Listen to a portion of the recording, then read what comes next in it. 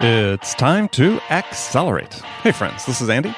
Welcome to episode 564 of Accelerate, where the conversations are all about advanced selling concepts for sales leaders and leading sales professionals. Joining me on the show today is Chris Smith. He's the CEO of Curaytor, and author of the best-selling book, The Conversion Code. And in our conversation, we're going to talk about why close rates in sales are so low and the steps you can take to improve them.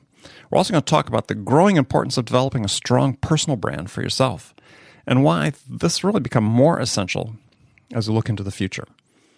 If you'd like to see the summary notes for this episode, go to andypaul.com/564. As always, we provide a timestamp breakdown of this and all conversations on Accelerate there. So check that out.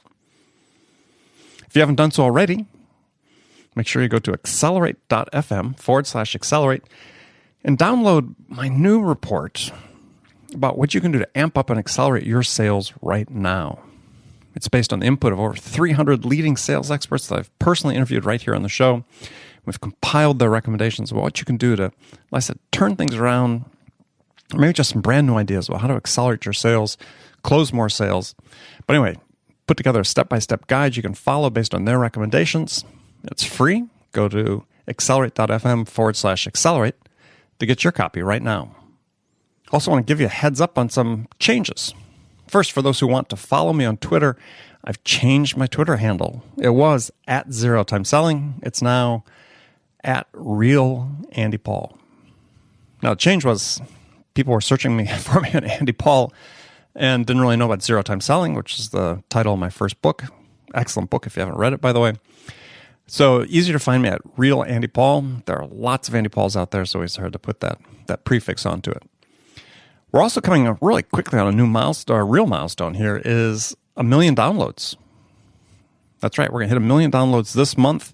Really appreciate all of you who have invested your time to listen to the show, whether you do it on a regular basis or just from time to time. Thank you. Thank you. I really appreciate your support and look forward to 2 million downloads coming up before too long.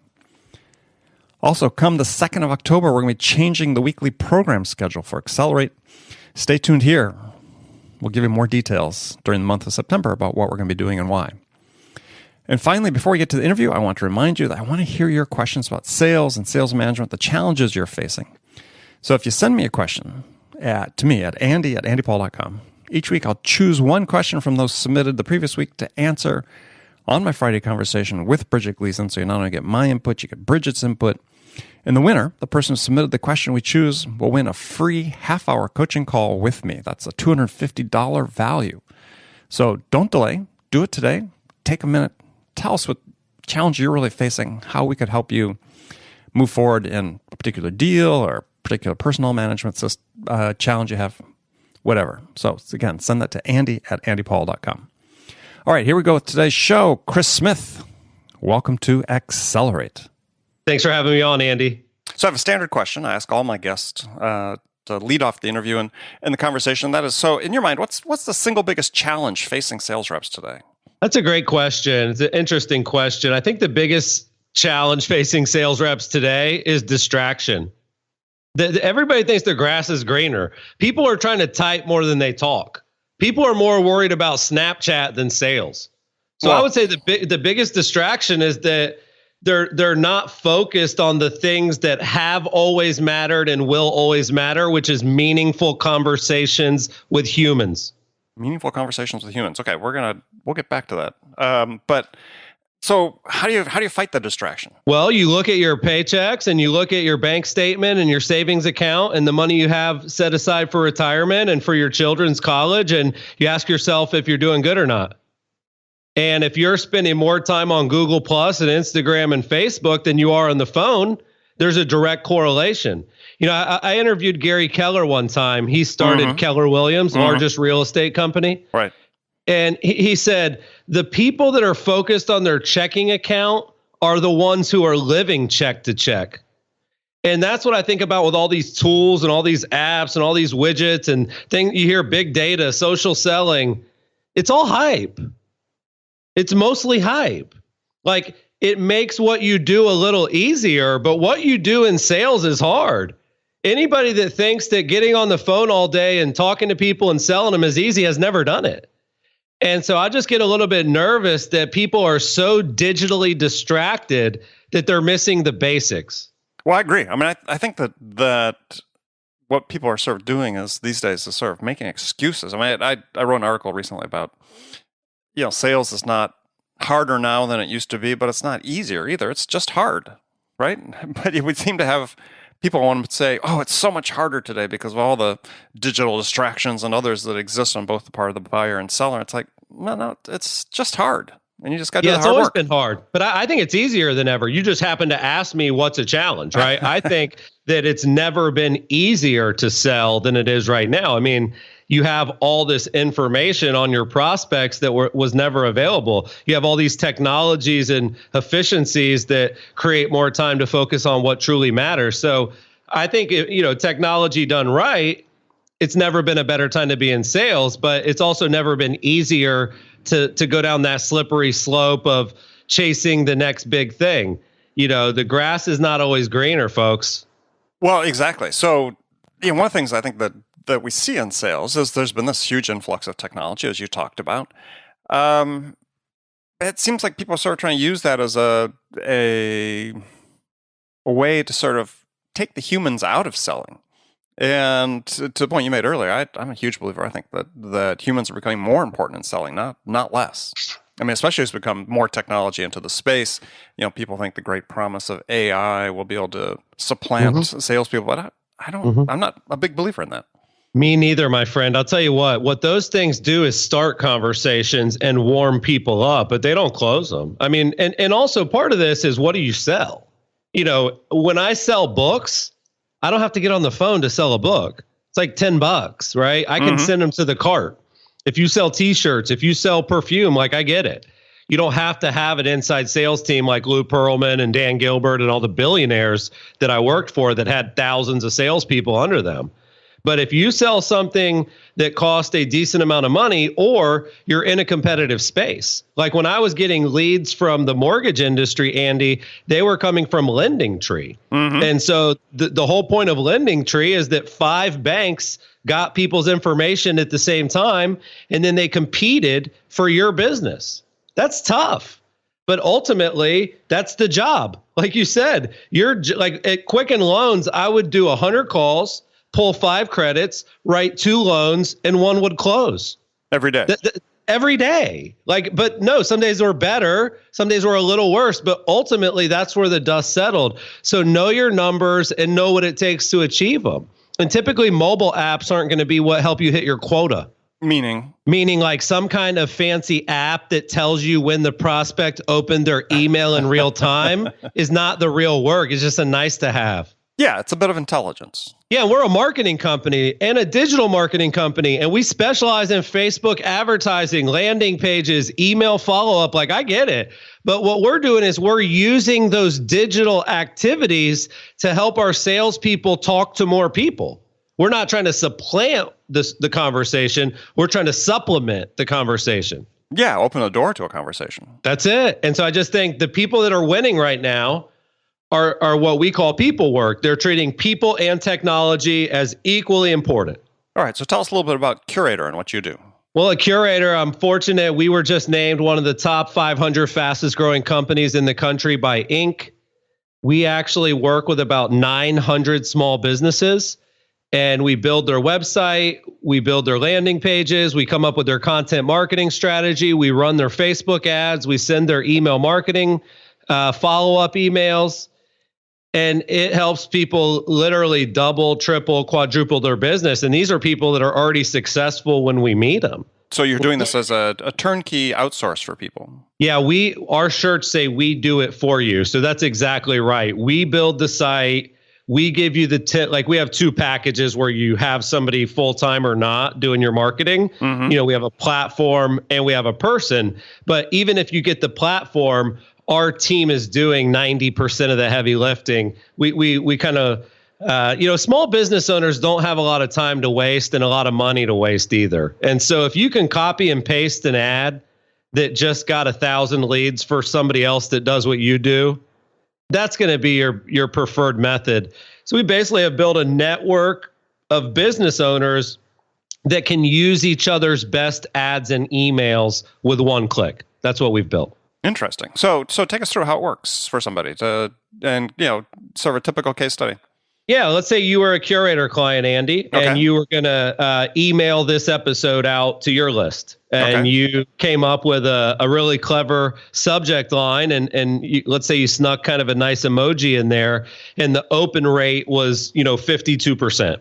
And normally the open rates, as you know, might be 10, 20, 30% if you're good. All right. And so if you sent that email and it did so much better than normal, all the other Curaytor clients would see that and be able to swipe it. Interesting. So what I'm going to say, take us. So if you could just take a second, take us through the process of what it looks like for a client to engage with you. That's curious because you encompass a broad range of activities there. Yeah, basically it's we call it CAB.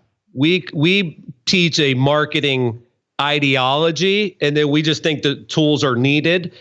We help people create amazing content. That's the C. We help people run effective ads. That's the A. And then we help people send effective blast emails. That's the B. And if you actually CAB, the selling gets easier. So when our clients come on board, that's what we're helping them do. Create a great piece of content, advertise it effectively, email it to the right group of people with the right message. And so instead of us just being gurus and saying, here's the right email, here's the best ad, instead of us using our gut, our clients are able to use data-driven decisions. They can say, my goal for this Facebook ad is to get a ton of clicks, and my budget is this. Show me all the ads Curaytor's ever run that have that keyword in that budget. And then you can see every ad we've ever done in our interface. It's pretty cool. So really what you have, it sounds like, is really a community. I couldn't explain it better than just that word. What I really would love our homepage of our website to say is stop marketing alone. So why doesn't it? It will. Okay. It will as soon as I call my marketing manager. I was going to say, you're the CEO. Why doesn't it? I know. No, I get it. All right. So who's your ideal client profile? We help the best get better. So we're looking for successful small business owners who don't have the time to kind of dominate digital. If you'd rather focus on people than passwords, we're the right company for you. But we charge over $1,000 a month. So we're not like it's not like you're buying a CRM, like you said. It's a community. It's people helping you.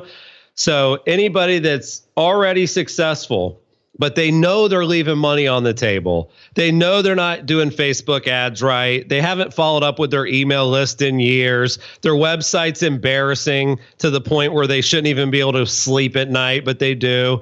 Like, we want people that are really successful offline already, and then we put the gas on the fire. Okay. So what was the impetus to start the company? Great question. Basically, I happened to build a blog and a brand in the real estate industry called Tech Savvy Agent. And I was basically just sharing everything I knew with real estate agents about Facebook, Twitter, Google, iPhone, Android apps. I was really just what you would call coming from contribution. Mm-hmm. And my blog ended up becoming the most influential blog in our business. I won a couple of awards as the most influential person in real estate in my early 30s.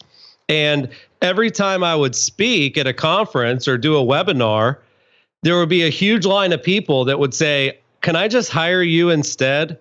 Like, I love everything I learned, but I don't know how to do it. And I don't have anyone on my team that knows how either. This stuff is new, Andy. Like, I've hired 10 people that are all under 25 that all have marketing, PR, and advertising degrees from major universities, and they didn't know how to do what was in the conversion code. So we're just kind of in the wild west of social media, digital marketing, and so people would rather outsource than learn.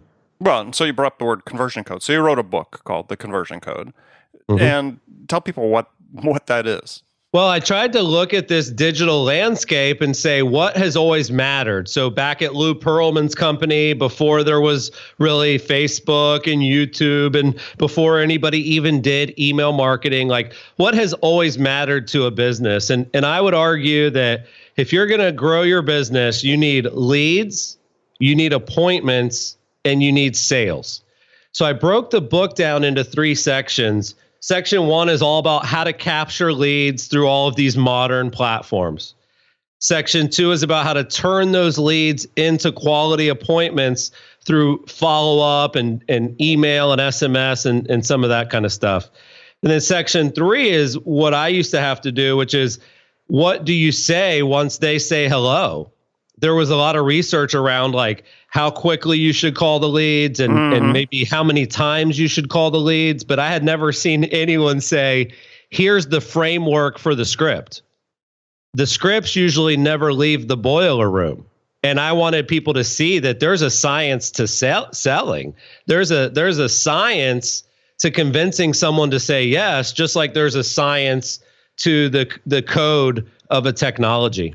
So what, in your mind, is sort of the key for influence, right? I mean, so the science, and there's a book just came out within the last year called The Science of Selling, a good book by a guy named David Hoffeld that dives into some of this, but I'm interested in your perspective on that.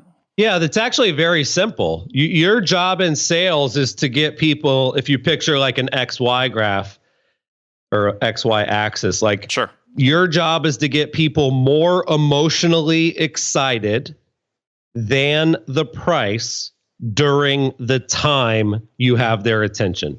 Okay. That's it. Like there's nothing else. And then the way you structure the conversation is really all built towards getting them over that. And it involves building rapport, digging deep, pre-qualifying, proactively uncovering objections. It requires pitching the right way and closing the right way and all those things too. But at the heart of it, if people just want to remember one thing from this podcast, your job is to get people more emotionally bought in than the price during the time they're in front of you or on the phone with you. That's it. Yeah, I like it. Interesting. Yeah, one point you say that business world is moving away from belly to belly interactions, but a lot of your customers, you said, came out of the real estate industry. I just presume a high fraction still do. I mean, that's still a business that's dominated by person to person selling, though. Absolutely, but the difference is that if you're not good on Zillow, you're not going to see them at the showing. If you're not good on Facebook, you're not going to meet them at Starbucks. If you don't have a great web presence, they're never going to come to your open house. So the belly to belly is still going to matter a lot, but there will be less at bats for the people that are great at belly to belly if they don't take the internet more seriously. What's going to happen in our industry, and it already does, Andy, probably a lot of industries, 7% of the realtors are doing almost 93% of the deals. Sure. Remember it used to be 80-20? Sure. Well, to me, technology and the internet, what it does is it accelerates greatness. It actually magnifies greatness, but it also magnifies mediocrity. So if you sucked at real estate before the internet, now we all just know you suck. But if you were great at it before the internet, now it's much easier to figure that out too. So the cream is rising to the top. The people that are the best are going to, it's sort of like separation Saturday in college football. You know, we're already beating you and now we're going to get a bigger lead. It really is, the best are going to get better and better. And companies are going to be less and less okay with average and underperforming reps, which in the past, especially in real estate, it's like everybody has a license, Andy. It's like you go knock on 3 doors and one of them's an agent and they help their cousin and their brother, every 4 years. And it really puts a bad reputation out there for the ones that are great. Just like any other sales. I love sales and so do you. But if I go run a Facebook ad about a coaching tip in sales, I got people telling me to go hang myself and that I'm one of the worst human beings on the planet. Really? So we just need to understand how people perceive us. And so what I try to do is overcompensate for the fact that people think salespeople are shady. I try to out earn their respect, by having beautiful websites and great marketing and a great product and great customer service. Sales is really just one piece of a bigger pie, right? Right. Well, one of those pieces, and I listened to an episode of your podcast you did on building a brand, and we've had a lot of guests on this show to talk about brand building, mostly from a personal brand standpoint. And I'm sort of interested in your opinion. I mean, do you think that the whole personal branding thing is overplayed at this point? Well, it's out there a lot. I think one thing people have to do is be self-aware. Like, should you, like, just because you can be on camera, should you? Just because you can have a podcast, should you? Just because you could write a blog, should you? Like when we interviewed Gary Vaynerchuk, he's one of the pioneers of personal branding. Exactly. And we said, Gary, how do you stand out? If everybody has equal access, what happens? He said, talent matters. Like, so it's sort of like when you're growing up and you're a kid, you think you're going to be an astronaut or an athlete or an actor. And then you realize that, oh, that's really freaking hard. My success rate in those industries is 0.001%. I might want to go do some other stuff just in case. And that to me is sort of like when I look at the branding and the personal branding, like I get it and I understand, but I've actually never been as big of a fan as building a personal brand as a real brand. Like when I built Curaytor, when I built the conversion code, when I built calls, like when we launch these brands, I feel like there's way more value in a non-personal brand because it's transferable. No one's going to buy Chris Smith for $1 billion. Does that make sense, Andy? Sure. Well, and interesting, you also then talk about and to your point, I think here is that too often you see companies that spend too much time focusing on the brand versus just getting in the market and playing, finding out where they are, who they can sell to, who the customers are. And then, as you talk about, you're doing with Curaytor, now you're spending more time focusing on building your brand. Exactly. If you don't have a business, you don't have a brand. Like the way we drew it out, we're doing a webinar on this, so it's really top of mind for me, is that you have to build a great business and then that creates a brand. And then you have to actually market what you did to build your great business, and that builds your brand more, and then that brings you more business, and that builds your brand more, right? Mm-hmm. So it's sort of like dominoes. But yeah, the first domino of building a great brand is actually running a great business. Yeah, I think people get so distracted by this idea of sort of that they see oftentimes through content, podcasts, blogs, and so on, is that that the brand is, you lead with the brand, and you just can't stress enough is you gotta get into the market and find out what it is you're selling. You don't really know that till you're trying to engage with customers. Well, let's be honest, Andy. The people that most people look up to and admire online, they've got that part down, right? Like Ty Lopez ain't posting on Instagram for fun. He's trying to make money. You know what I mean? He's very freaking specific with that. So it's like, yes, he's building a personal brand so that his business grows. And I think that has been sort of my mindset, and maybe the kind of Gary V mindset is that, like, we love social, we love engagement, we love our community, we love helping. But if we're keeping it real, we mostly love it because it grows our business. Nothing wrong with that. I'm willing to admit it. Yeah. I mean, it's okay to be service oriented if the goal at the end of the day is still you're going to make money. I mean, you're helping somebody else make money and be successful. So there's no problem with that. Yeah. I remember I heard a guy named Jason Fried years ago. He's from Basecamp. Right. He has a great book called Rework. They have a new podcast out. And he said, the sooner you start trying to make money online, the sooner you'll be good at it, because nobody's good at something when they start. No. So if you haven't even really been purposeful yet, if you've just been passive, you really have no idea what could happen. Yeah, I couldn't agree more.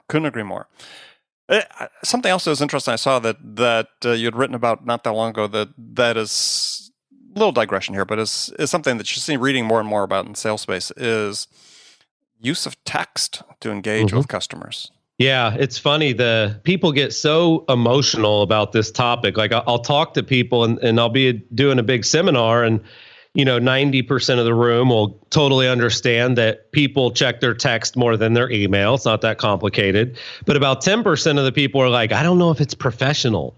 to send a text. Or they think it's too intrusive, right? There's something about something more personal about text versus an email. Yeah, and I would argue the opposite point, which is that you're actually doing the wrong thing if you bury the message that they wanted inside of an inbox full of crap. Mm-hmm. Like, so when I reach out to a business and they immediately text me and say, "Hey, we got your info, we're researching your situation and we're going to follow up quickly." How could that bother anyone? I get bothered by the opposite. 47% of leads never get followed up with once. Do you know the average response time to an internet lead is over 3 hours? So I would rather optimize for instant than worry too much about this other stuff. When you get a new lead with a phone number attached, there should be a text message that goes out, again, that starts a conversation. You're not going to get a lead and then go, "Hey, thanks for contacting Curaytor. Click here to complete your purchase." Right. That's not how it works. It's, "Hey, thanks for contacting Curaytor. How many homes did you guys sell last year?" I'm just trying to get the conversation going. And so we don't mind automating text or automating email that asks simple, short questions. The reason for that, Andy, is there's so many more leads than deals. So if I get 100 leads a day and I want to really help my team focus on the 10 best leads, well, they're going to be the ones that reply to those drip text. If somebody fills out a form, gives us their number, and we immediately text them and ask them a question, and they ignore it, it's probably not as good of a lead as if they respond. So, we're using it as almost just like a filtration system because there are thousands more leads than deals. Yeah, I think that this whole perception, and there was I saw a discussion that I just watched online on this one listserv that I participate in, that people agonizing about this. Is it a step too far, right? Are we becoming too intrusive? And it's like, yeah.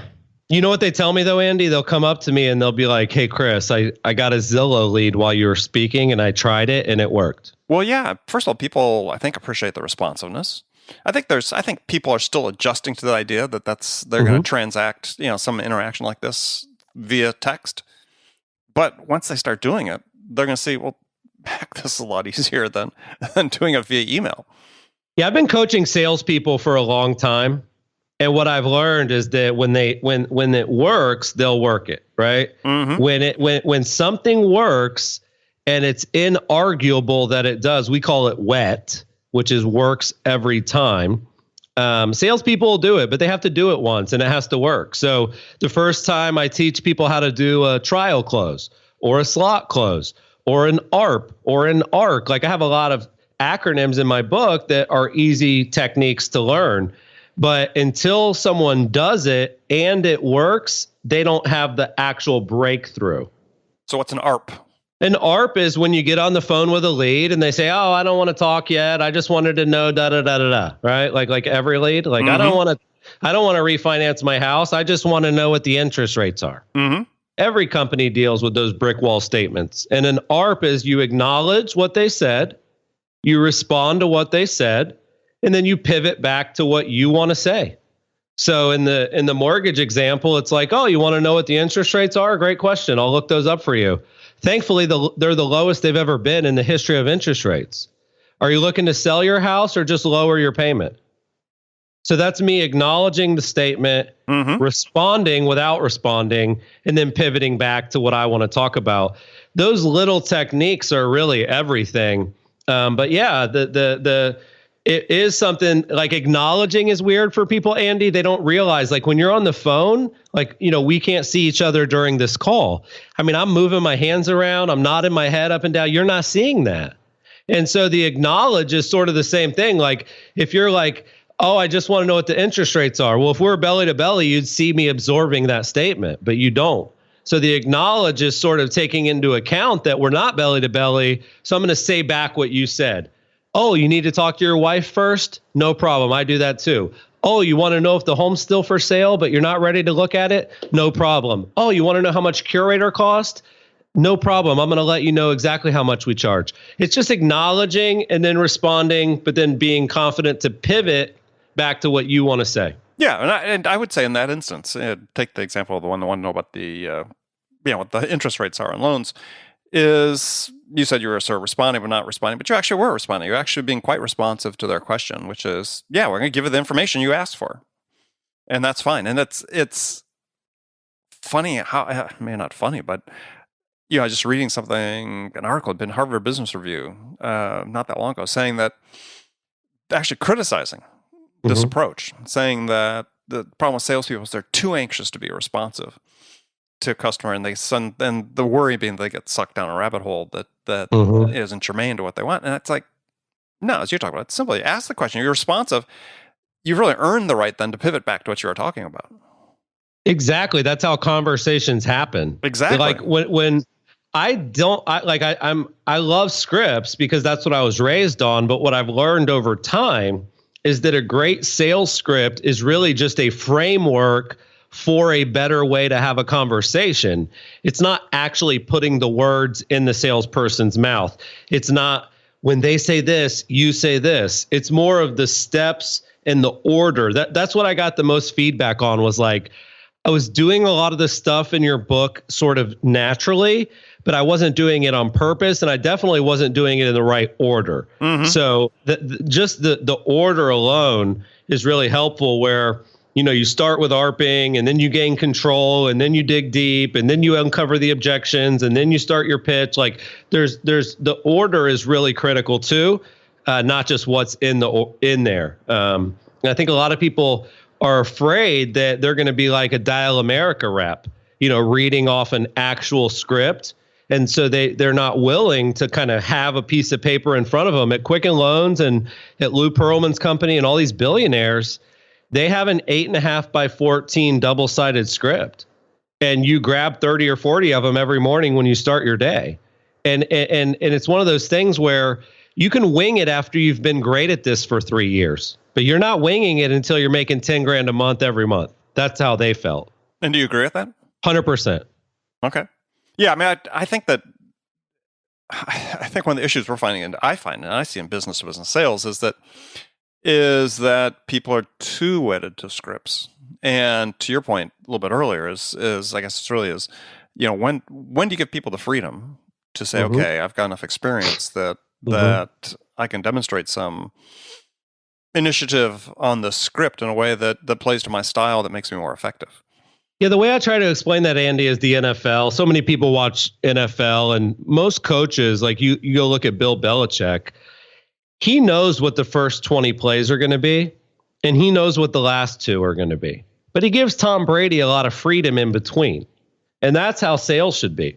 You want to be really scripted at the beginning and the end of your calls. But as you're building rapport and digging deep and doing your pitch, you actually don't want to be nearly as scripted. The best sales pitch you can do is the one that's catered and custom to the person you're speaking to. So I could never tell you the order of that, right? When you dig deep, I have a thing called the digging deep technique. It's actually 100% questions based on the answers to the questions. And you don't know what those will be. So you don't know what the follow-up's going to be. So there are times where you're sort of freestyling, but it's just a little bit dangerous, especially with internet leads, to freestyle the opening or the closing. So, be creative in the middle. All right. Well, great. Well, Chris, we're unfortunately out of time.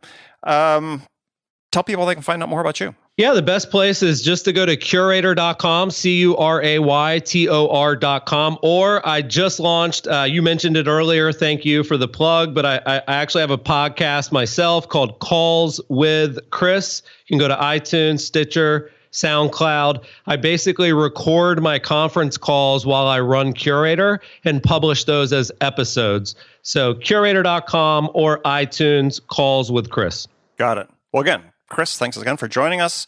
Hey, friends, thank you for spending this time with us today. Make sure you come back, join us again tomorrow for another great episode of Accelerate. Until then, if you get a chance, really appreciate it. If you haven't done so already, go to iTunes or wherever you listen to this podcast and subscribe. Leave us a review. We want to hear what we can do to make this a better, more valuable experience for you. So thanks again for joining me. Until next time, this is Andy Paul.